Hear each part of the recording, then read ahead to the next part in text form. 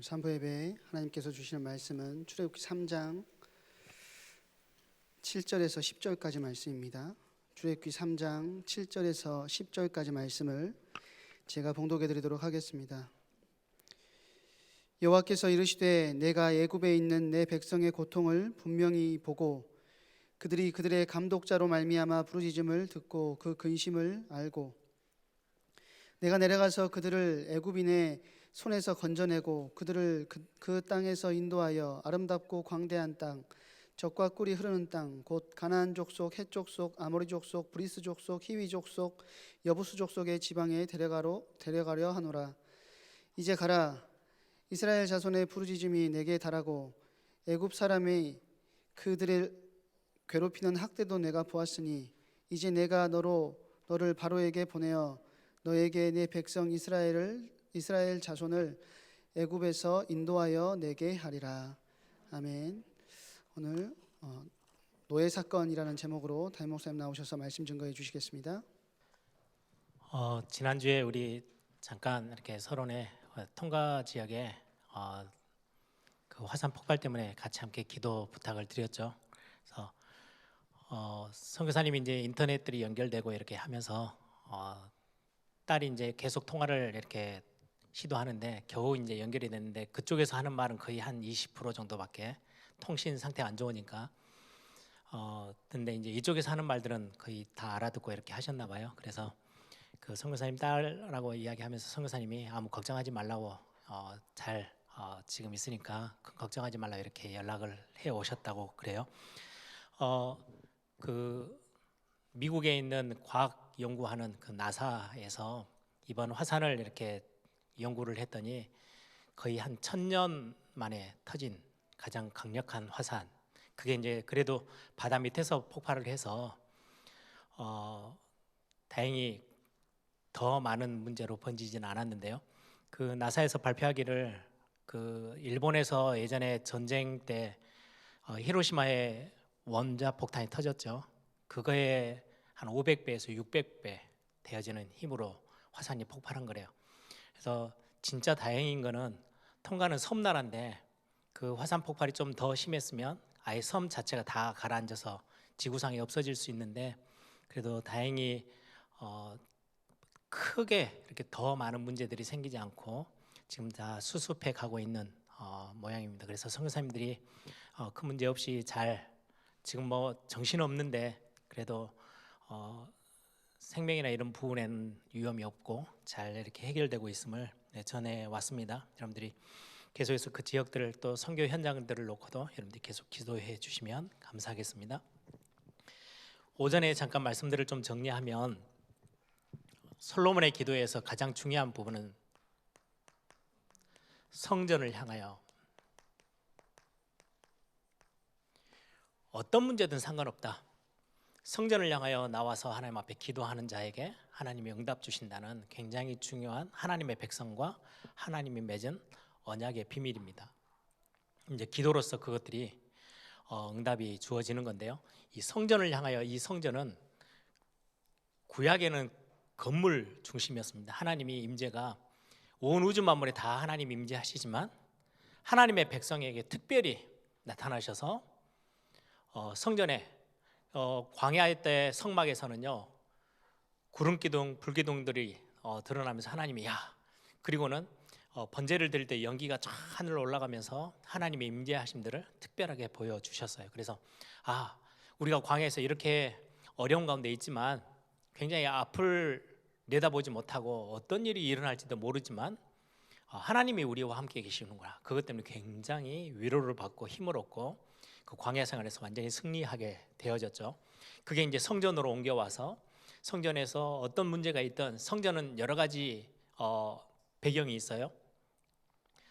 말 그대로 아브라함이 모리아산에서 아들 이삭을 바쳤을 때 우리는 아무 잘못 없는 것 같은데 나면서부터 있었던 그 원죄 문제 때문에 재앙받고 죽어야 마땅한 사람에게 하나님은 숫 양을 따로 준비하셔서 희생 제물을 삼아서 우리를 대신해서 죽게 하고 우리를 구원하셨어요. 그 모리아산에서 일어났던 일이에요. 나중에 엄청난 우리의 실수, 사람의 실수와 범죄함 때문에 재앙이 찾아오고 전염병이 번지고 수많은 사람들이 죽어나갈 때 제단을 쌓고 하나님 앞에 예배했던 그 타작마당에서 하나님은 그곳에서 문제를 완전히 해결하셔서 재앙의 문제도 해결하셨어요. 그게 결국은 나중에 솔로몬 성전의 장소로, 그게 나중에 십자가 사건으로 연결이 되어지는 굉장히 중요한, 그곳을 보고 하나님이 내 이름을 거기에 둘 거야 라고 하셨던 그곳이 바로 성전이거든요. 결국 이 성전은 예수 그리스도로 연결되어져서, 성전 구약은 거의 상징이 많아요. 예표, 상징인데 실체는 뭐냐? 그리스도예요. 예수 그리스도. 그래서 성전을 향하여서, 성전으로 나와서 어린 양의 피 제사 드리는 날 모든 죄를 사함 받는 거, 십자가 앞으로 나아가 그리스도를 붙잡으면 우리의 모든 인생의 문제들이 이 안에서 모든 것들이 다 해결되어져요. 하나님을 외면하고 내 중심으로 하나님 것 말고 내 것 가지고 막 살려고 바둥바둥 하다가 문제가 왔어요. 그때 다시금 돌이켜서 성전을 향할 때, 그리스도를 붙잡을 때, 그리스도를 의지할 때 우리의 인생의 문제들은 풀리기 시작해요. 전능자 하나님이, 거룩하신 하나님이 죄인과는 함께 할 수 없는데 그리스도 앞으로 나온 모든 자들과는 임마누엘의 축복으로 내가 너와 함께해. 너가 앞으로 어떻게 될지 너는 잘 모르지만 내가 너를 책임질 거야. 내가 너를 보호할 거야. 내가 너와 함께하고 있어.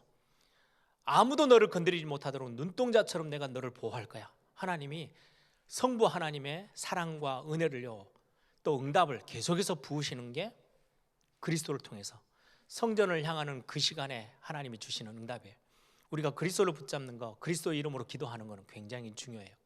뿐만 아니라 성전은 또 하나의 신약으로 와서는 교회예요.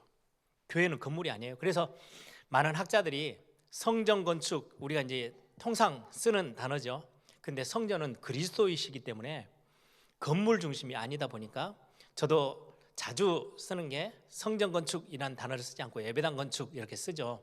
그래서 신학교 때는 성전 건축이라는 단어를 쓰지 마, 뭐 이렇게 이야기했는데 거의 대부분 다 그렇게 쓰고 있기 때문에 통상적으로 그렇게 써요. 이해가 쉽기 때문에. 그러나 정확하게 말한다면 우리가 교회된 저와 여러분, 우리 안에 성령 하나님이 함께 계세요.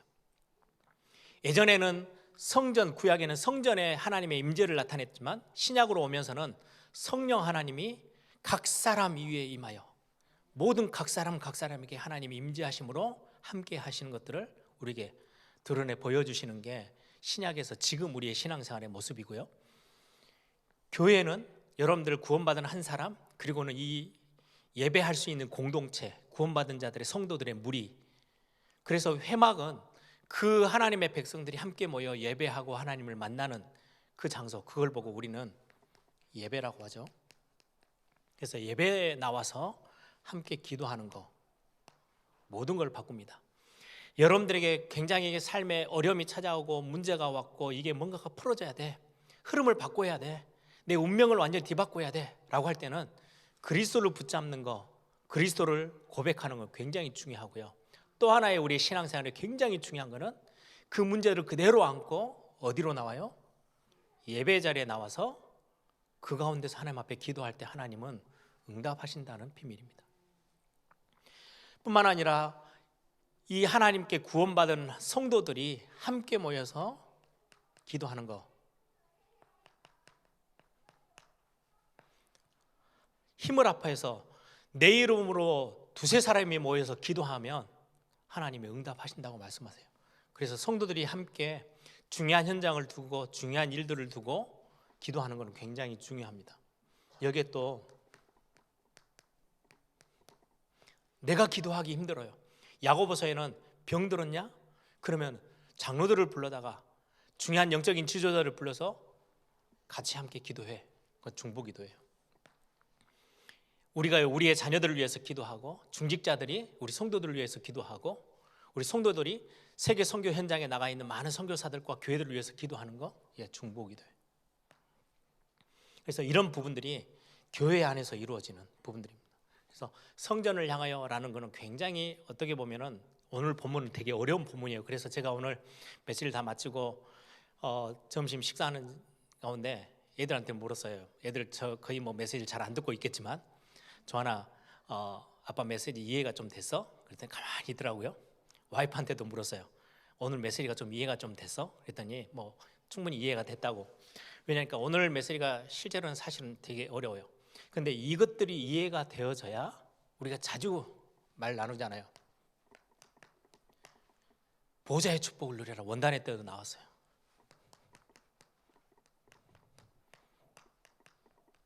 시공간을 초월하는 어마어마한 비밀. 237에 빛을 비춘다. 이 모든 게 성전을 향하여 기도하는 이 언약 안에 포함되어져 있어요. 정말 성부 하나님의 어마어마한 비밀들, 성삼위 하나님의 비밀들을 누리는 기도가 바로 이 기도입니다. 여러분들 그냥 예전에 내 필요를 요구하는 기도가 아니고요.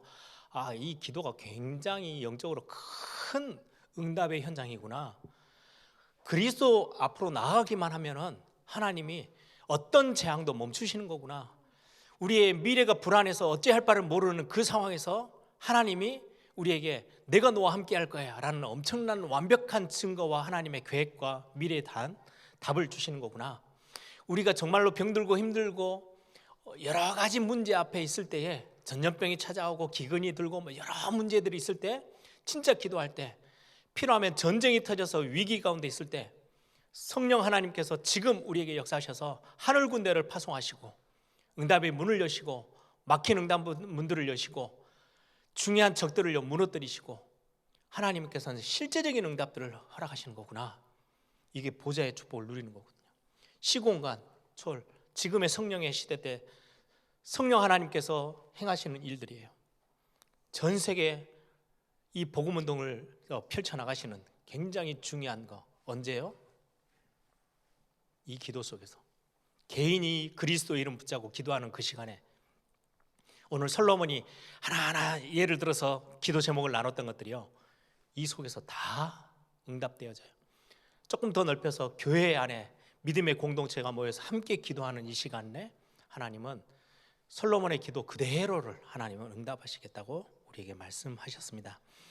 이 안에 사제의 은총이 있고요, 여기에서 우리가 싸우지 않아도 될 만큼 성령께서 하늘 군대를 파송하셔서 주의 천군 천사들을 보내셔서 미리 앞서 다 승리케 하시는 비밀들, 그리고 하나님의 은혜를 경험하고 하나님의 보호하심과 인도하심을 체험할 수 있는 이 엄청난 축복들이 오늘 이 단어 안에서 다 해결되어지는 거예요.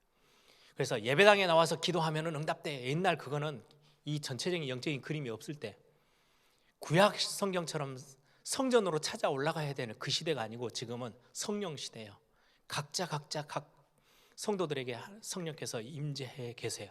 여러분들이요, 어디 구석에 가 있든 궁지에 몰려 있든 굉장한 어려움 가운데 있든 그 현장에서 곧바로 하나님을 바라보고 그리스도를 붙잡는 시간, 하나님은 응답을 시작하십니다. 꼭 기억하시기 바랍니다.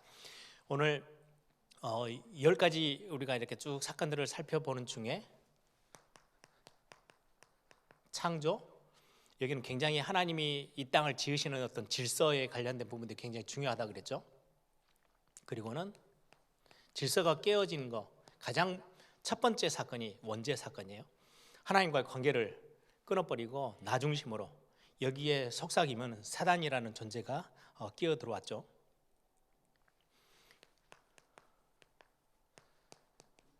사단의 속임수. 그리고는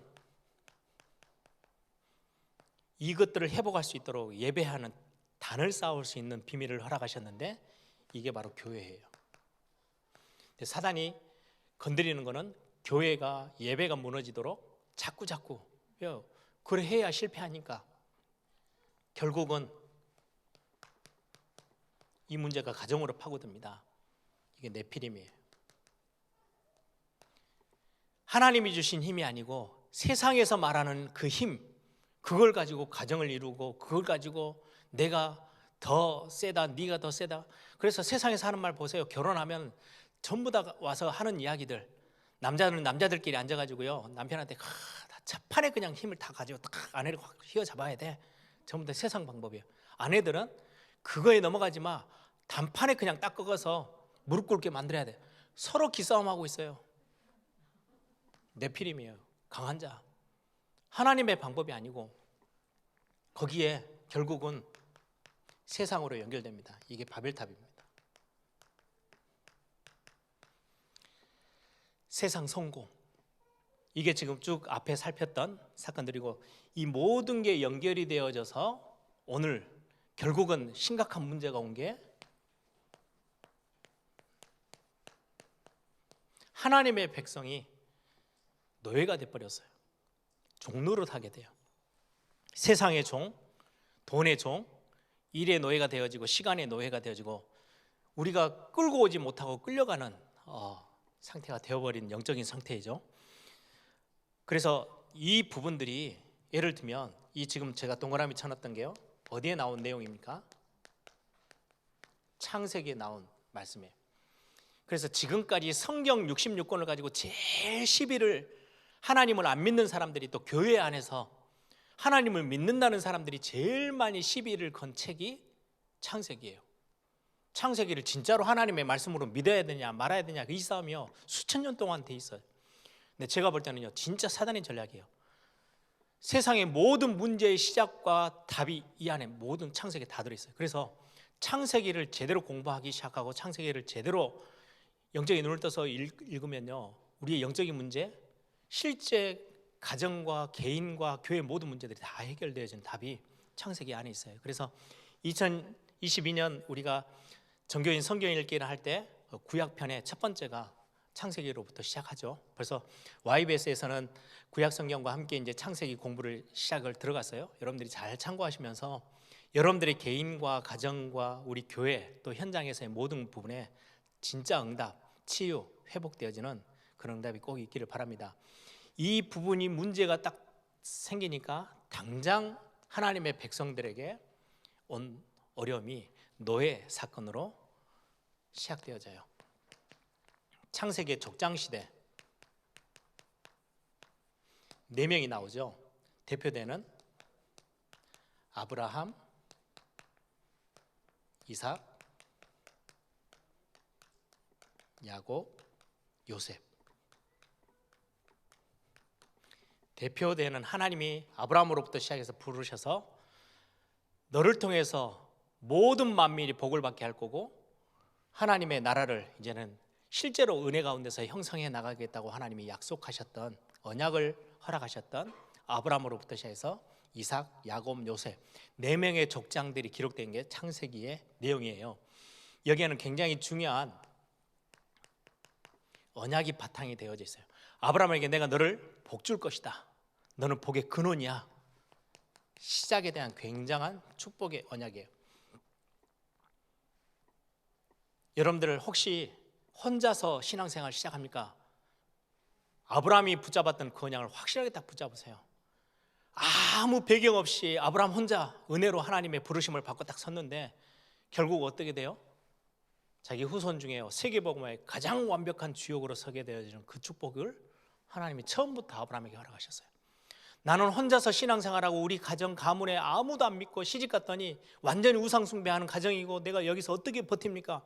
아니요, 버티는 게 아니고 하나님이 처음부터 언약으로 주셨어요. 너는 복의 근원이야, 네 때문에 주변이 다 살게 될 거야. 그 언약 하나 딱 붙잡고 여러분들이요 진짜 기도하시면서 그 자리를 딱 지켜내세요. 아브라함에게 주셨던 언약이죠. 시조예요, 시작의 단. 이삭에게 주셨던 하나님의 언약은요, 이삭은 참 언약 안에서 예를 들면 모태신앙 사람들이 이거 축복 누리면 완벽할 건데 참 이걸 다 놓치고 살죠. 언약 안에서 주셨던 이 이삭은요, 언약을 실제로 아브라함 아버지를 통해서 받은 메시지들을요 잘 누렸어요. 누림의 결과는요, 하는 일마다 100배의 축복을, 농사로 치면 1년 지어서 100년 먹고 살 만큼의 농사 결과물이 나오면요 마음껏 세계보험 할 수 있겠죠. 이삭이 그 축복을 누렸어요. 다른 사람들은 샘 하나 파는데요 얼마나 어려운데 이삭은 파는 곳마다 샘이 생기고 샘의 근원을 얻었다라고. 이게 언약을 누리는 사람의 축복입니다. 야곱은 처음부터 뱃속에 있을 때부터 내가 너를 형보다 아우인 너에게 복의 축복을 주실 거야, 하나님이 똑같은 언약들을 허락하셨어요. 그런데 자기 수준으로 그걸 해석해서요 자기가 막 얼마나 자기 힘으로 노력했는지 하나님이 야곱을 통해서 우리에게 보여주시는 굉장히 중요한 단어는요, 갱신이에요. 결국은 기도 속에서요, 야, 내가 지금 내 힘으로 하는 게 아니구나. 하나님의 언약을 진짜 붙잡으면 되는 건데, 갱신하자마자 하나님이 이름을 바꿔요. 야곱, 네 그 야곱이라는 이름 쓰지 말고 이스라엘이라고 해. 그리고 나서 구약 성경에 자주 나오는 거예요. 야곱아, 이스라엘아. 우리는 자꾸 이거 안에서 왔다 갔다 해요. 갱신 못 해가지고 야곱의 수준에서 막 몸부림치다가 또 망하고 어려움 당하고, 그러다가 하나님의 은혜 입어가지고 또 갱신해서 이스라엘. 전 하나님의 백성의 시작, 12지파의 시작, 이스라엘이라는 이름을 가지고 야곱은 또다시 응답 속에 있다가 또 무너졌다가 왔다 갔다 하죠. 성경은 그걸 너무 잘 알고요. 야곱아, 너를 창조하신 자가 누구냐? 이스라엘아, 너를 구원하신 자가 누구냐라고 하시면서 우리에게 자꾸 갱신, 영적으로든 삶에서 갱신을 말씀하는 거죠. 요셉은 실제 조상들에게 주셨던 언약이 성취되어지는 굉장히 중요한 축복을 누리게 됩니다. 많은 부분의 가문의 흐름에 영적 문제의 운명에 잡혀있는 그 현장에서 요셉은요, 완전히 거기서 빠져나와서 새로운 응답을 확인했던 사람이 요셉입니다. 이런 어떤 족장들에게 하나님의 언약 주셨는데 이게 다음 세대로 전혀 전달이 되지 않고 무너져 버립니다. 언약을 놓쳐버려요. 요셉이 여러분들이 알다시피 세계복음화에 굉장히 큰 축복을 손에 탁 쥐었잖아요. 그런데 요셉 바로 이후에 요셉을 알지 못하는 애굽의 다른 왕조가 일어나기 시작하면서 그때부터 완전히 노예로, 종노릇하기 시작하거든요. 그 말은 이런 어떤 아브라함에게 주셨던 이삭에게 야곱이 놓쳤다가 다시금 회복하고 했던 그 언약, 요셉이 꿈에서 나올 만큼의 언약을 분명하게 붙잡고 노예로 가도 흔들리지 않았던 그 언약이 요셉의 그 다음 세대들에게 전달이 돼야 되는데 전혀 전달이 되지 못하고 결국은 요셉 이후에 노예살이를 해요. 처음에는 많은 응답 누렸어요. 요셉이 어느 정도로 축복을 받았냐니까요, 애굽의 아버지라고 불릴 만큼. 아니, 다른 민족이잖아요. 애굽 사람이 아니에요. 그런 다른 민족이 넘어와서 그 나라의 총리가 되어지고 별명이 뭐냐? 애굽의 아버지. 그러면 70명이 같이 요셉 그 가문이 70명이 따라가서 애굽에서 살게 됐을 때는 얼마나 부하게 살았겠어요. 잘 누리고 부하고 번영하다 보니까 뭘 놓쳐버려요? 언약을 놓쳐버렸어요. 결국 얼마 되지 않았어요. 순간 완전히 종노릇하기 시작한 거죠. 그래서 이들에게, 후손에게 언약이 전혀 전달되지 않은, 나중에는 보세요, 어느 정도로 답답하게 돼버리냐니까 오늘 본문의 창세기, 출애굽기 3장에 나오는데요, 모세가 하나님을 만나고, 모세는 그래도 어머니를 통해서, 요게벳을 통해서 언약을 들은 거죠. 그래서 창세기 이 언약을 기록할 만큼, 창세기는 모세가 썼잖아요. 이 내용이 뚜렷하게 기억되어질 만큼 부모에게 레위지파 남자, 레위지파 여자, 그거는 혈통이 중요한 게 아니고요, 언약을 알고 있는 그 가문에서 언약을 정확하게 전달받은 모세 한 사람 때문에 시대를 다시금 하나님은 새롭게 역사를 쓰시기 시작하는데, 다른 이스라엘 백성들은 상황이 어떻냐? 여호와라는 이름, 여호와는 엘로힘하고는 달라요. 야, 이 우주 만물을 지으신 하나님, 절대자 하나님, 이게 아니고요, 그분이 나를 찾아오셔서 우리를 택하시고 우리를 구원하시고 우리의 아버지 되시는 그 여호와, 언약의 관계 속에 여호와 하나님의 이름을 까맣게 다 잊어버렸어요. 모세가, 하나님이 내가 너를 애굽으로 보내서 이스라엘 백성들을, 내 백성을 끌어낼 거야 그랬더니 모세가 하는 질문입니다. 내가 가서 여호와 하나님이라고 설명해야 되는데, 나를 하나님이 보내셨다고 말해야 되는데 백성들이 안 믿으면 어떻게 합니까? 누가 보냈다고 해야 됩니까? 라고 했더니 내 이름이 여호와다. 나영아 목사님 항상 설명하시죠. 다른 게 아니고 나야, 너희들 아버지 나, 내가 너희들한테 보냈다고 그래. 하나님이 구원자로서 이스라엘 백성들을 택하셨던 이 응답에 하나님이 함께 하셨는데도 불구하고 이 후손들은 완전히 이거를 놓치고 살았던 백성들입니다. 그런데 세 명의 이름을 써볼게요. 모세, 여호수아, 갈렙, 이 세 사람, 언약을 알고 있는 한 사람만 있어도요, 시대를 하나님은 역사를 새롭게 시작하십니다. 이 노예 사건, 이걸 완전히 뒤집을 수 있어요. 노예가 된 거는 이렇게 하나님께서 언약 주셨던 것들을 완전히 잊어버렸을 때 노예가 됐는데, 이거를 다시금 회복하는 거는 많은 사람이 필요치 않아요. 언약을 알고 있는, 처음 모세에게 언약을 주셨던 거 부모가 전달했어요. 그래서 우리 먼저 믿은 부모들의 사명이 얼마나 큰지 몰라요. 그래서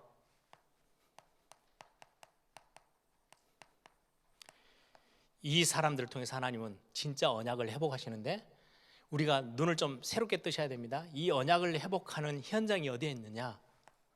40년 아주 풍족을 누리는 게 아니고요, 광야 생활이에요.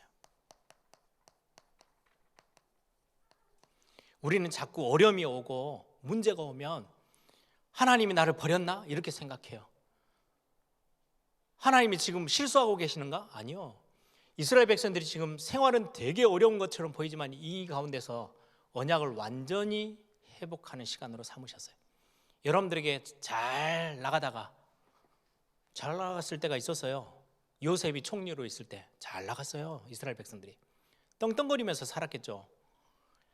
그 애굽이라는 큰 나라의 2인자가 자기 사람인데, 우리 국가도 지금 뭐 대통령 밑에 누구 한 사람만 돼도 막 얼마나 힘주고 삽니까? 그런데 한날 그 어마어마한 애굽이라는 나라에 애굽의 아버지라고 불릴 만큼 제 2인자가 딱 왕 바로 밑에서 있을 때는 잘 나갔어요. 잘 나갈 때는 다 놓쳐버렸는데, 하나님이 이걸 회복하는 분위기를 만드는데 어떻게 해요? 굉장히 어려움처럼 보이지만 여기에서 모든 것을 다 하나님이 회복하시는 겁니다. 그래서 우리가 제대로 된 눈을 떠야 되겠죠. 문제처럼 보이지만 아니에요. 회복의 시간표예요. 우리 계속 시편 말씀 나누면서도 그렇게 답을 찾았죠. 성경에는 문제가 있으니까 하나님 앞에 쫓아 들어가는 거예요. 참 우리 인간이 어리석죠. 문제 없을 때 하나님을 잘 누리고 있으면 전혀 다른 게 없을 건데, 문제가 생겨 하나님 앞에 쫓아 들어가요. 그걸 너무 잘 알고 하나님은 잠깐 우리에게 문제를 허락하실 때도 있어요. 그러면 어떻게 언약을 회복하셨습니까? 새 절기를 가지고 언약을 회복하세요. 유월절, 어린 양의 피, 모든 죄 문제를 싹 다 해결하고 모든 재앙에서 빠져나올 수 있는 어린 양의 피, 유월절. 오순절은 우리가 잘 알다시피 우리를 광야길을 인도하시는 중에 굶어 죽이지 않으셨어요. 완벽하게 하나님의 손으로 그들을 인도하시고 책임지셨던 하나님.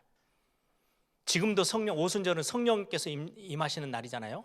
성령께서 우리를 철저히 인도하시고 보호하시는, 은혜 주시는 하나님. 그리고는 수장절, 우리가 천국 가는 그날까지 완전 보장. 이게 이스라엘 백성들이 광야에서 하나님이 우리를 버리지 아니하시고 끝까지 책임지시고 인도하시는 하나님이시구나 라는 것들을 확인하도록 절기를 통해서 언약을 완전히 회복하게 하십니다. 또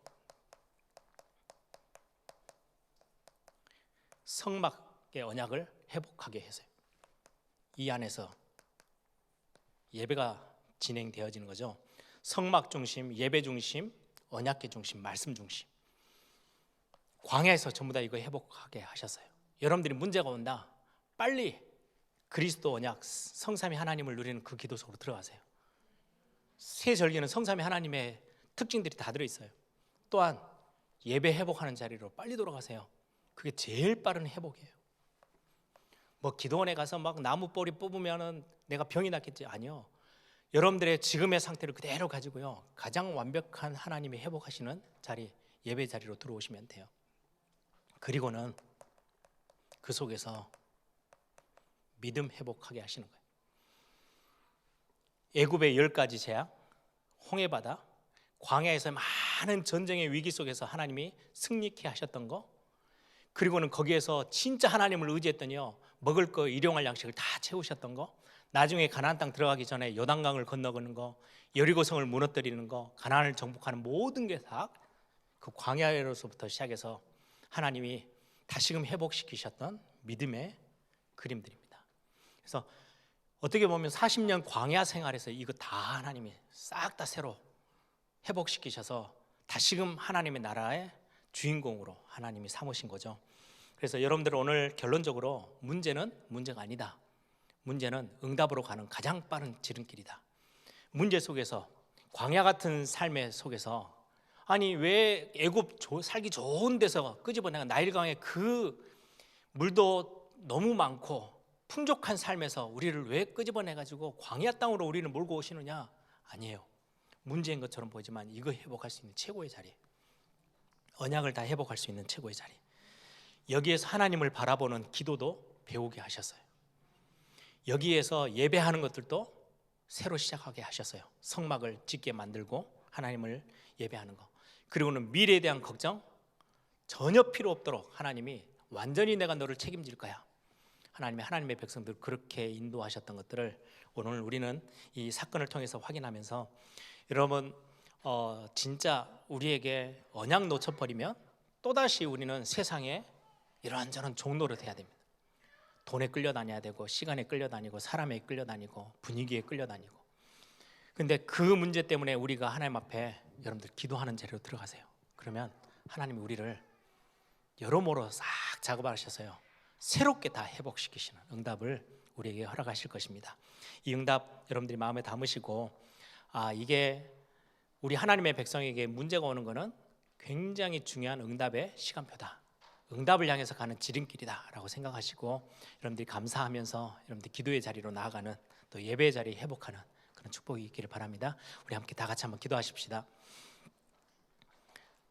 우리의 예배하며 모여서 기도하는 그 기도, 말씀을 받고 기도하는 그 기도의 자리, 그리고 우리 함께 믿음의 권속들이 함께 힘을 모아서 영적인 힘을 모아서 중요한 선교 현장과 또 우리의 가정들과 어려움을 당하고 있는 우리 성도님들을 위해서 중보하며 합심 기도하는 것은 굉장한 응답의 비밀이 거기에 있습니다. 성삼위 하나님의 보좌를 누리는 시간입니다.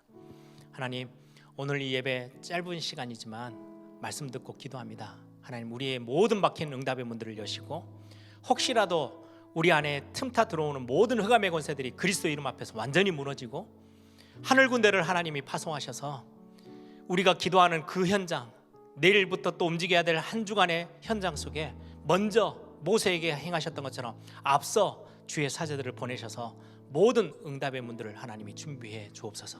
그래서 하루하루 삶 속에서 하나님의 인도하심을 정확하게 받는 우리 예일교회 모든 성도들 되어질 수 있도록, 지금 코로나 팬데믹 때문에 참 많이 어렵지만 그 어려움 속에서 모든 하나님이 예배해 놓으신 언약들을 완전히 회복하는 그런 축복의 시간 되어지도록 응답해 달라고 우리 한번 다 같이 한번 하나님 앞에 우리의 중심 모아서 하나님 앞에 기도합니다. 살아계신 아버지 하나님 감사합니다.